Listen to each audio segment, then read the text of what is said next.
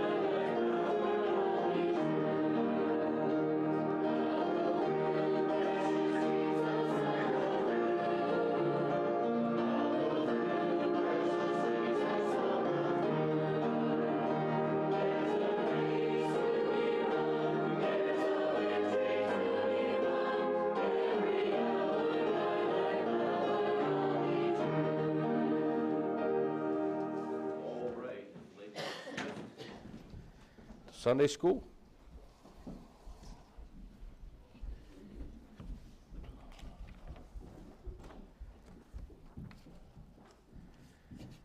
Pick up and endeavor to finish this lesson.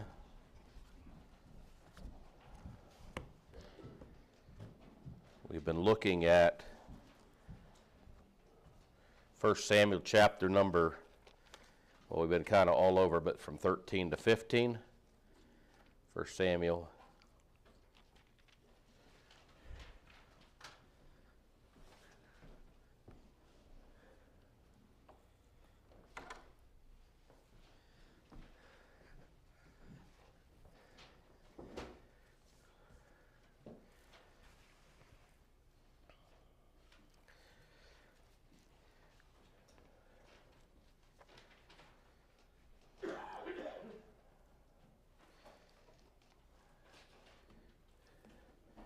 Speaking about leaders living within God's boundaries,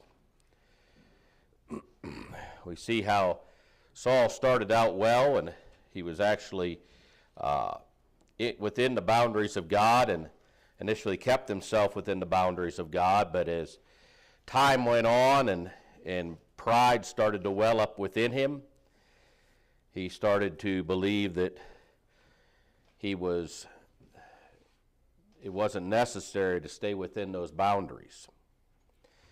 wasn't necessary to be in obedience or total obedience to God. He started to think and try to justify partial obedience. And isn't this good enough? And we see how Samuel was given a message from the Lord, and he addresses that.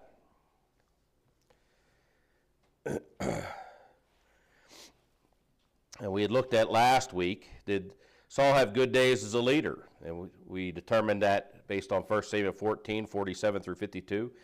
Yes, he did. God used Samuel. Or Saul, I mean, God used Samuel too, but God used Saul. That was the question. Did Saul have good days as a leader? And the answer was yes.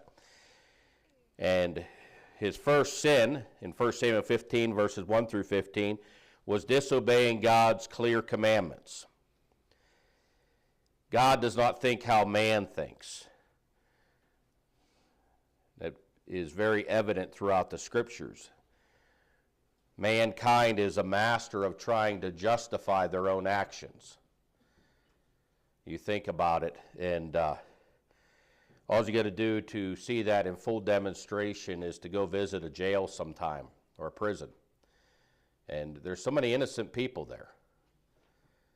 You know, at least if you listen to their story and you believe their side of the coin, you know, they were all, not all of them, but so many of them.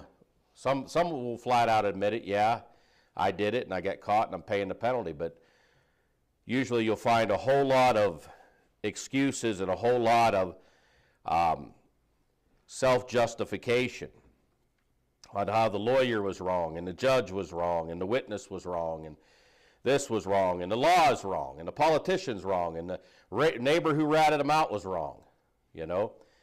And mankind is really good at trying to justify their own sin. And we looked at question number 9, does God promote someone that doesn't live by his commandments? No. Here we see that Saul started out and he was in a way that he had an obedient heart and he was following God, but it didn't take him very long to start drifting off course. And then we had the answers, his Saul's sin caused him to do in 1 Samuel 15, 13, and 19, lie and blame others. Those are the two default settings that man is born with. You know, from the time the first little squabble crops up in the nursery, kids learn to point their little fingers at their nursery mate there, the one that they were in there. Oh, it was him, and it was him, and, you know, back and forth and things. Siblings learn to blame each other. And Saul was no different. Lied and blamed others. And the important attitude that Saul lost sight of, let's go ahead and turn to 1 Samuel 15.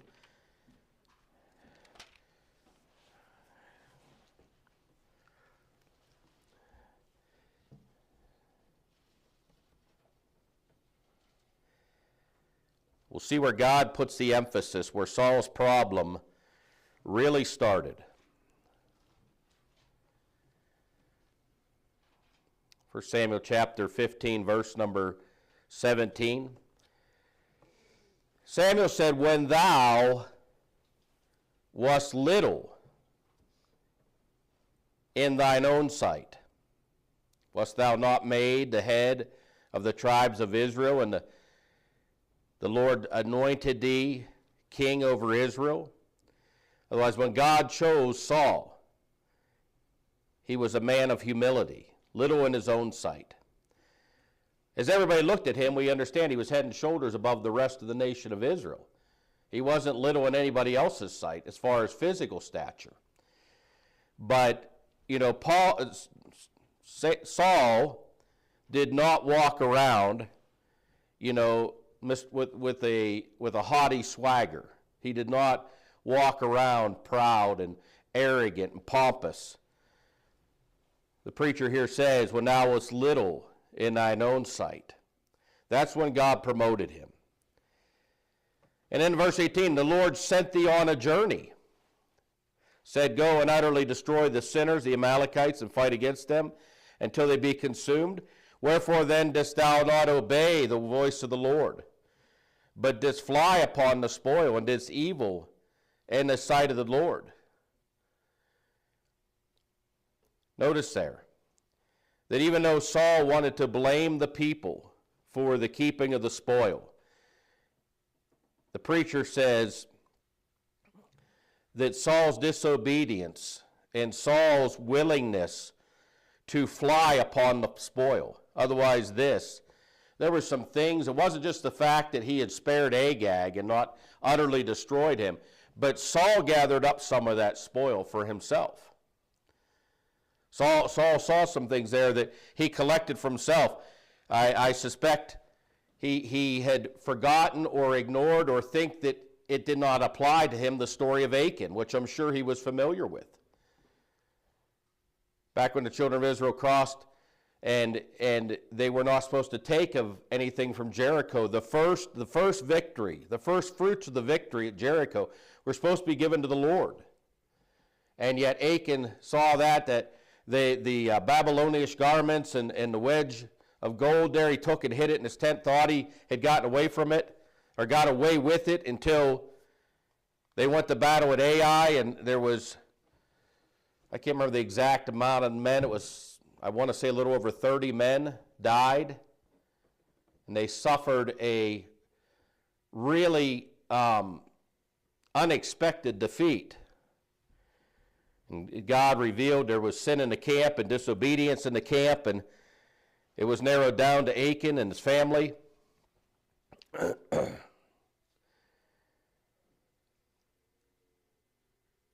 So not only had Saul got a big head, got filled with pride, but I believe it demonstrates here a lack of disregard for God's commandments. Thought, well, I'm the king. I can get away with this. I can fly upon the spoil. I can take some stuff, because after all, who led them to this victory?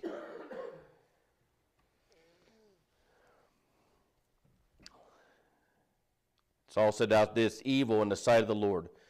Saul said unto Samuel, yea, I have obeyed the voice of the Lord, and have gone the way which the Lord has sent me, and have brought Agag, the king of the Amalekites, and have utterly destroyed the Amalekites. Isn't it interesting how he's bragging about his obedience? He discloses his disobedience. I mean, right there, he said, oh, I've obeyed. Preacher, I've obeyed. I'm right, I've obeyed. Well, yeah, I mean, Agag, yeah, but I mean, he just kind of, that just gets thrown in with it.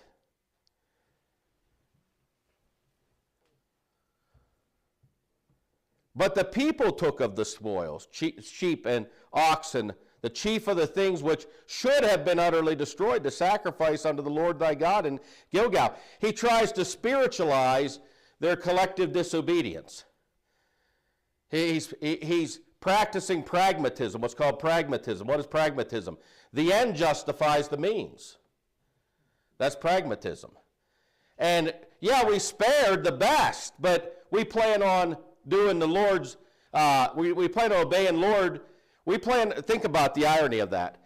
We plan on obeying the Lord with our disobedient actions. Is that not what he just said there?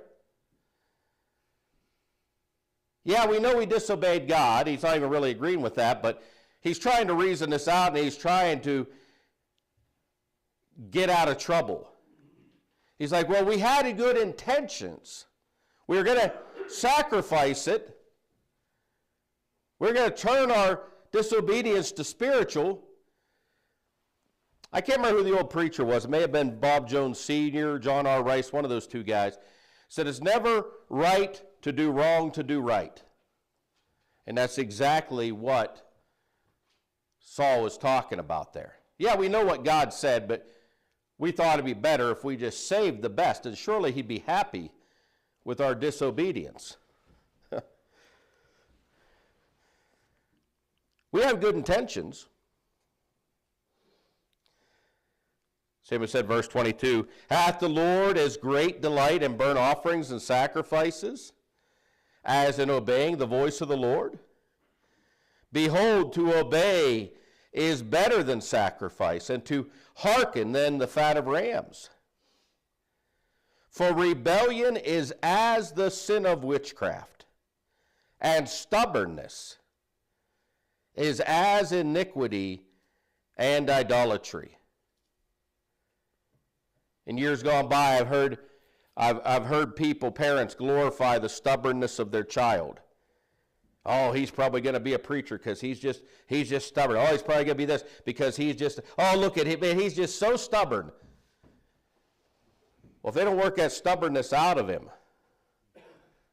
all right? They don't work that stubbornness out of him, they're going to regret. By the time he gets to be a teenager, they're going to regret that stubbornness.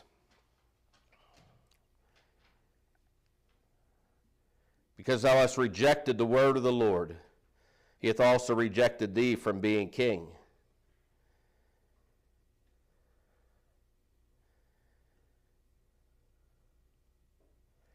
It's interesting here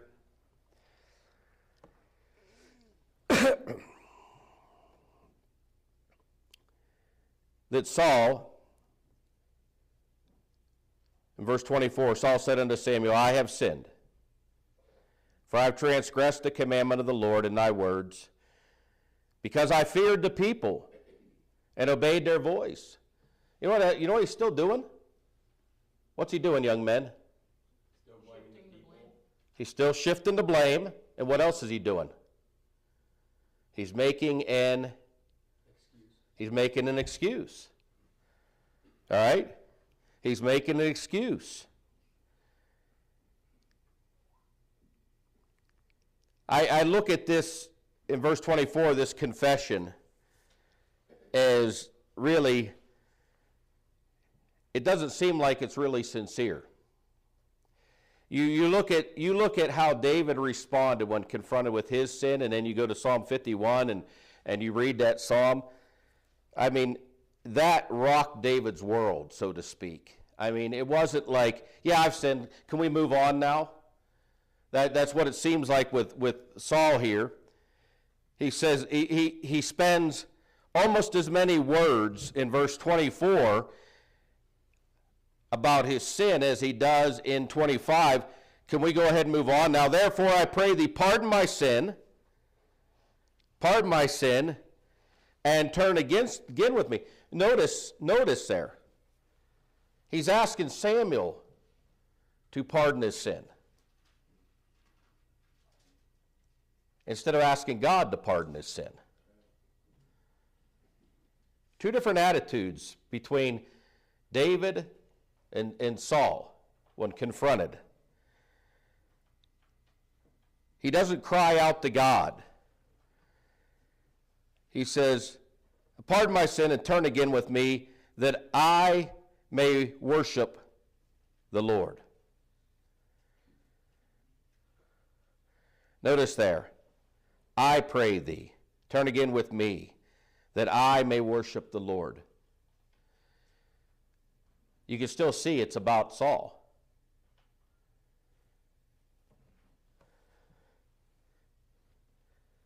And notice something.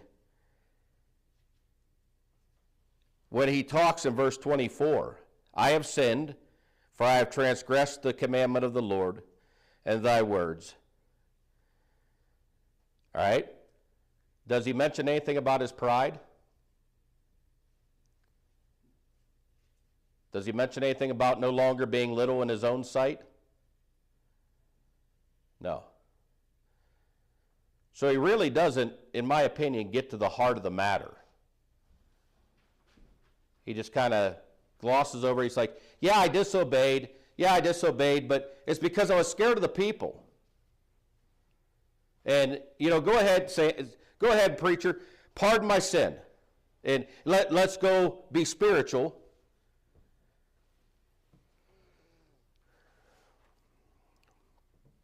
So the question here in question number 12, not verse number 12, question number 12, how was pride revealed in Saul's life, in verse number 15 and verse number 21.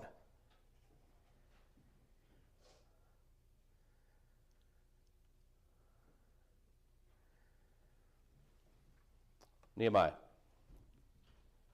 He was too prideful to admit his pride. That's a good answer. All right, he's too prideful to admit his pride. Why is that? How do we see that? Because he would not take the blame for what he had done. Exactly. Verse 15. Saul said, they have brought them from the Amalekites. For the people spared the best of the sheep and the oxen to sacrifice unto the Lord thy God, and the rest we have utterly destroyed. Verse number 21.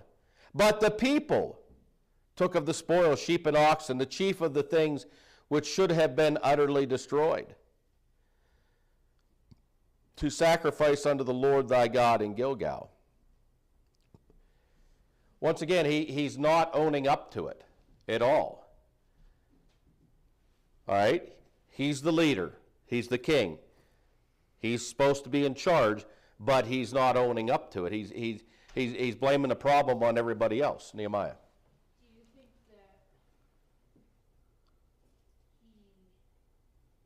that the people actually just took them, or did he tell them to take them? I think that they saw him flying upon the spoil, and they did exactly what he did. Because God makes that very clear from what Samuel tells him. It wasn't just, notice in verse number 19, it wasn't just that Saul took of the spoil. But the preacher with the word from the Lord said, you flew upon it. You flew upon it. And when they saw him doing it, then they did it. That's my opinion of what it seems to be, that it wasn't that the Saul looked around, saw the people taking it. Now understand this. If it had been reversed and the people were taking the spoil, Saul could have got the soldiers and said, go through those people and tell them, leave that stuff alone because God said. But he didn't. He didn't straighten them out. He just, you know why? Because I believe because he had already taken it. He had already, as God said, flew upon the spoil. And then when they did likewise, he's like, well, I don't even think I honestly don't even know if it crossed his mind. That in the heat of the battle, you understand something, they just came through this battle. And in the middle of the battle, there are decisions that are being made, there are commands that are being given, there is chaos all around them, there is people that are being killed and wounded on both sides of the battle. And, you know, when it finally calms down and victory is assured and they know that they've won, all right, there's been a whole lot of emotions. You know, we read this. We read these verses that talks about them utterly destroying these people. Well, you know, we in our 2025 mind have a hard time understanding what that meant. I mean, we're not talking about somebody being shot at long range. We're talking about somebody being cut and severed in close quarters battle. We're talking there are dead bodies probably with arrows in them, limbs lopped off, hands laying there, heads missing. There is blood all over the place. And amongst all that, and it was a common practice in those days, and we see it in other battles that Saul is involved in, where they go and they strip the slain. Otherwise this, Boy, that's a nice shield there. I'm going to take that with me. Boy, look at that sword. I don't want to have one like that. Take that with me. Man, look at them sandals. Look at them. I don't know if they had boots back then. I think the Romans had boots, more like boots in their days, or sandals with shin guards and things like that. Anything that they thought could facilitate them and help them. It was a common practice to go and plunder the enemy. But God had said, don't do it. Don't do it. So victory is assured. They reach the point where they know that they're victorious. And he spares the king. He flies upon the spoil. The people do likewise. And then the preacher shows up and throws a wrench in the celebration.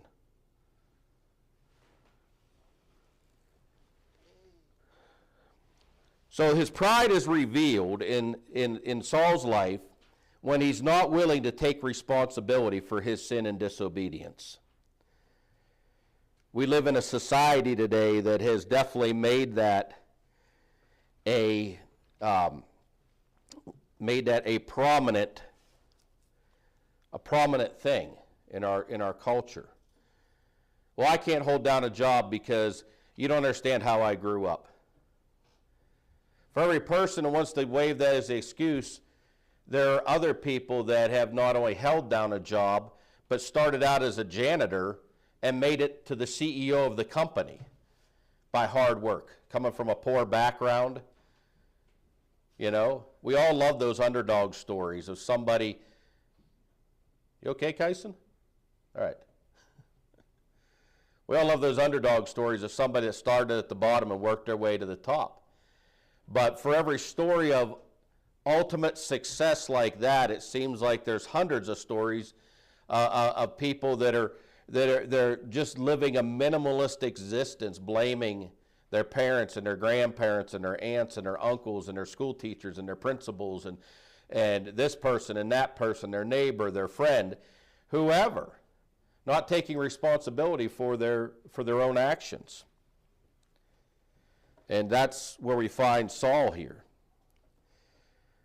Look at chapter 16, verse number 1.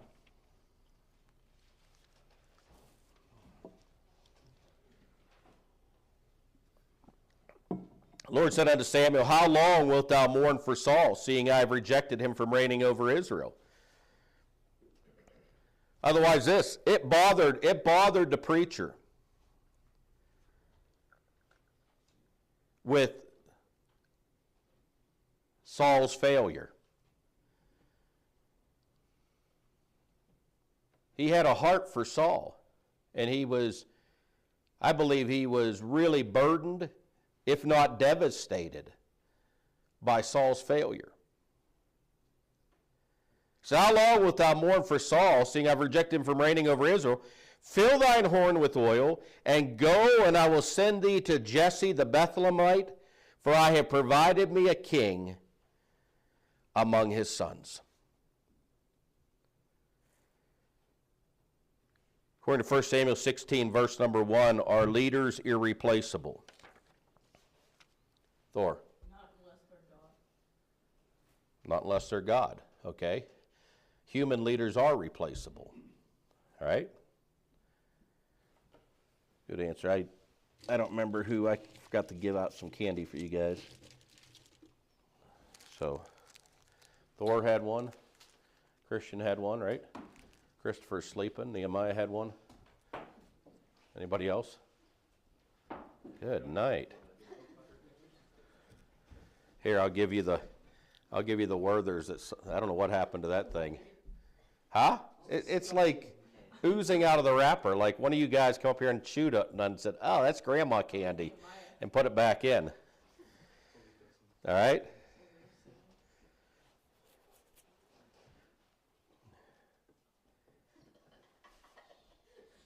All right, question 14. What things might we think we can take into our own hands? What things might we think that we can take into our own hands? Christopher? Our life. Our life. It's a good answer. Hey, settle down, possum boy. All right. Anything that we think we can handle. Anything that we think we can handle? All right. What about one of you men? What things might we think we can take into our own hands?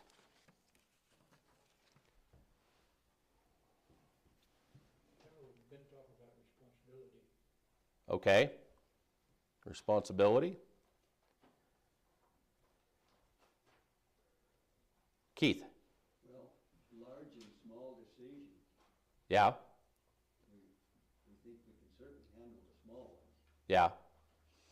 And then we get into practice of that, and we think we can handle everything else. Yeah.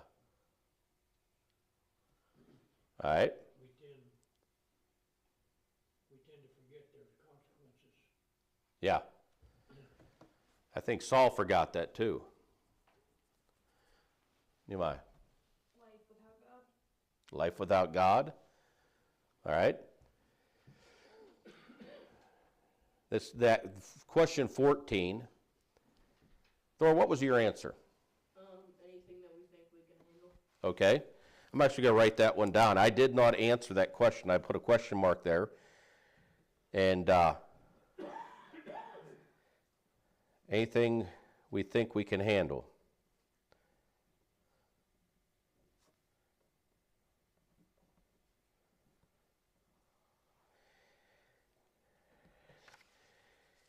Here's what we got to be careful of, men. We live in a society, we live in an area that kind of, we're not in a area here. We're not in a region where everything's handed to us, everything's given to us. Okay? We're not living in a government apartment building, getting a check on the first of the month, you know, and then a food stamps card or whatever, where big government's taking care of us. Okay? You go to areas like where Pastor Lewis is ministering and stuff. That's very prevalent. Okay, did some construction down there in Gary, Indiana, and there was places, they just called them projects. I mean, row houses and fourplexes and duplexes and even some apartment buildings where everybody that lived in those places was getting a check from the government once a month, and food stamps on top of it, and free medical care on top of it. You go down there to the reservation in Arizona, and it's the same thing. They do get somewhat of a government assistance. They do get free health care, I know that for sure, and they do get somewhat of a government assistance. I don't know if it's, I don't think it's as lavish as what it is in other places in the country, because it all runs through the reservation, I do believe, and I don't think that they get the assistance that other places get, because I think they take some cream off the top. There were several reservations where I was raised, and the government gave them housing, built housing for them. Mm-hmm. They didn't have pride, they didn't take care of it, the housing fell apart. The government then gave them transportation. Yeah. The cars ended up on blocks. Oh, yeah. They didn't take care of it. They didn't really have pride in themselves. They didn't earn it. Yeah. They didn't work for it. And because they didn't work for it, there's no value in it. So you can put them in a brand new house, and probably 97 times out of 100, it will be a wreck within 5 years. There are exceptions to those rules. There's some people that do, but they're very few and far between. But like you said, because they didn't work for it and they don't own it. And the same thing down there, I noticed, I didn't understand the dynamic as I drove around. There's no realty signs up anywhere. There's no realty signs because you can't own the land. The government can grant you a little parcel, and you can move a mobile home in there, or you can move a little modular in there, or you can move a, I suppose you could set a teepee in there. I think we did see a couple teepees. You know, I don't know if people were actually living in them, but, you know, we got one right over here, you know. You can do that, but you'll never own the property. You'll never own that property. And so what I'm saying is that we don't live, Keith, go ahead if you can add to it, you were down there. I think they get either a 100-year lease or lifetime lease on like an acre. Yeah, And then they can run sheep or whatever around that property, on the reservation. But they have to provide their own water. A lot of them have to haul it, yeah, for their sheep. yep. And there's very little cattle. And so, You know, the reservations that we saw, I think they were in South Dakota, just next to Nebraska. And, you know, for the Indian culture, the man's job was to hunt and protect and bring in food as meat. But then on the reservation, his place is, he has no place. And, in other words, the women pretty much run the whole household. And so the man he's just kind of expendable. yeah, But, you know, the same thing is happening in our culture today, where in years past, the man was the head of the home and the provider. Well, today, maybe they both work, and the women runs more of the family and the household than the man does. And so the man is being displaced in our culture, just like the reservation Indians have. yep.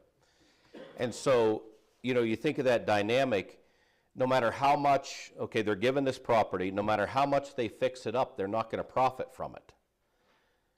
They put in, Has a place to live. right, but they won't turn around and sell it down the road and benefit anything from their expense. Otherwise, if they want to put in a really nice fence, a top-notch fence, they're not going to turn around and be able down the road to sell that property because there's no improvement value to it. Like when you moved into your place, Doug, you bought it a certain amount of money and you fixed it up and you've done some things. So somewhere down the road when you decide to sell it, or your kids decide to sell it after you're not allowed to sell it until after you're gone, okay? You can laugh. I mean, it's kind of dreary because of the snow today, all right? But, you know, someday down the road, there's value in your hard work, but to them, there's no value no matter how much they improve it because they're improving something that belongs to somebody else. And then because of the dynamic there, they're bringing in double wides and stuff, which are not a good investment. They're built cheap and stuff generally, and all that stuff. So there's no value. So what I'm saying is we don't live so much in that type of area. We're more, and not just us, but the folks in our community are more self-sufficient, self-sustaining people. Okay? But the danger in that is that producer has the chance of producing in us pride. All right? It's a balance, okay? I know Chuck. You know Chuck. He takes pride in his work. All right? You go to his house, he takes pride in how he built his house. From the very first time I stepped in there, okay? It's not some shanty shack. All right? He takes pride in it. All right? And there's nothing wrong with wanting your place nice, okay? But where it gets out of kilter is when we allow ourselves to think this is all because of me. And when we start thinking, I can do this without God, that's the danger. And I believe that's where Saul got to the point, I can rule this kingdom without God. I can make this decision, I can do this, I can do that without God. And that's the danger for us as men because, and you know, it's interesting, we could see that dynamic down there, But for those folks down there that have gotten saved,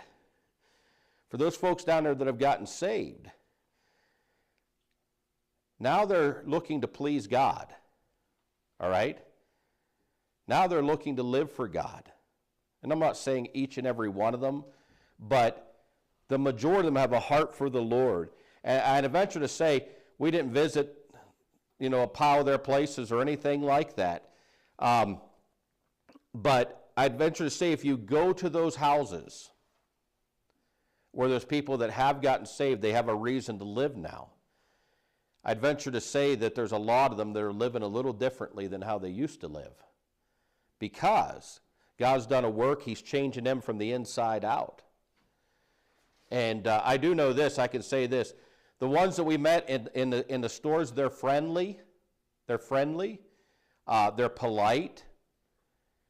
But they don't seem very happy at all. The ones we met in the church, they're friendly and polite, and they are happy. Boy, there's a smile on their face, there's a light in their eyes, there's something to live for. And, the old devil wants to fill our pride. He wants to lift our pride up. Why? Because it makes us like him. And he's full of pride.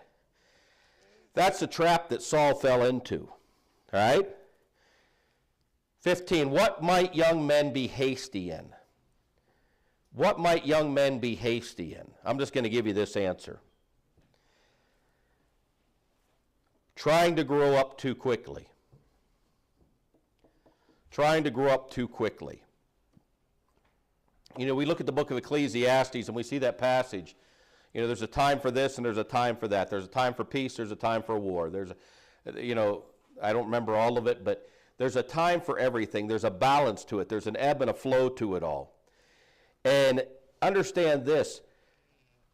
There's a balance between, they're kids, let them be kids, And, so now we got 30 and 40-year-olds that are raising kids now that are still acting like kids themselves. Okay? That's kind of where our society has shifted to. And yet we look back in the Bible, and we look back in early days in our country and stuff like this. It was not uncommon. It was not uncommon for a young man who's growing up on a farm. Keith, do you remember how old you were the first time you drove a tractor on a farm? Probably 9 years old. Yeah. 9 years old. And we live in a society today where kids can't ride a bike at 18 without a helmet on. Okay? And 9 years old, he was driving a tractor. Why? Because his dad taught him responsibility. And I guarantee you, his dad, Mr. Lewis Sr., didn't look at Keith one day at 9 years old and said, go hop on that tractor and just drive it around and plow the field. No, he probably showed you how to drive it. He probably gave you some lessons. He told him how to get off, not get on the wheels, and not stick your thumb in the steering wheel. Yeah. Right off the bat. Well, yeah. Yeah. You know? There were two jobs in putting up hay that I got to do when I was about 9. One was running a fair-sized tractor of that day on the slide hay stacker. Out here it'd be called a beaver slide. Okay. And I would drive that out to pull the loads up. And the guy on the staff, he would tell me whether he wanted the load put in front or in the back. To throw it in the back, you had to put it in fourth gear and go clear to the end. You didn't want to go too far, you might break the cables or something. And slam on the brakes. And by the time the stack was built, I'd have the sod wore out under those tracks out there. Yeah. And I kind of marvel at that. I could handle that job, but I wasn't good at placing when we moved the stacker for a new stack, to place it correctly. Yeah. And the guy that was stacking, he'd have to do that. He was all hot and thirsty, and he didn't like doing that part of my job, but he did. Yeah. So there's a growing up and learning responsibility and learning, responsibility for your actions. That's all part of growing up. But the part of growing up where our society is pushing young people, and this is long before I ever became a preacher. I remember when I was in middle school, I guess it'd be called middle school, fifth grade, in public school. I mean, we were all about 11, 12 years old. And I remember kids in my classroom, oh, we're going steady. That's my girlfriend, we're going steady. And I'm looking at them like, you got rocks in your head. I'm like, there was way too many games to be playing and sports to be had and things without worrying about a girlfriend at 12 years old. And I'm like, what is wrong with you people? Well, then we got a society today that's like just, oh yeah, go ahead. All right? Young men, you need to grow up in maturity, but you don't need to grow up in ways that God doesn't want you to grow up in until you're older, if that makes sense. All right? All right, grace, revelation of pride. I'll just give you these last two. When we act like we are above God's laws. Grace, revelation of pride is when we act like we are above God's laws. Like, oh, that Bible, that scripture don't apply to me. Oh, that's just silly, And the last one is according to 1 Samuel 16, 6 and 7. What did Saul have that David didn't have? All right? So we look at that real quick. Came to pass when they were come, chapter 16, verses 6 and 7, that he looked on Eliab and said, surely the Lord's anointed is before him. Otherwise, Samuel looked at the height of Eliab. Saul was a tall man. Eliab was the oldest brother. And he's like, winner, chicken dinner. Right there's the new king. Why? Because he was looking in man's eyes at his physical stature. But the Lord said unto Samuel, look not on his countenance or on the height of his stature, because I have refused him, for the Lord seeth not as a man seeth, for man looketh on the outward appearance, but the Lord looketh on the heart. All right? What did Saul have that David didn't have? Saul had exceptional height. What did David have that Saul lost? David had an exceptional heart. One man had height, and the one man had an exceptional heart. I think that Saul started out on his journey with a humble, teachable, obedient heart. But then the palace and the praise and all the pomp started getting to him. All right? And he got wrapped up in pride and lost his humility. And God said to Samuel, you know what? I'm looking for heart here. That's what I'm looking for. And Eliab doesn't have it, and you could go down the list. Abinadab, Shammah, and he goes on down through until they fetch David from the field. And God said, right there he is. The baby of the family. Right there he is. And he wasn't a baby. I mean, he was in his teenage years when he was anointed. All right? Father, thank you for this day.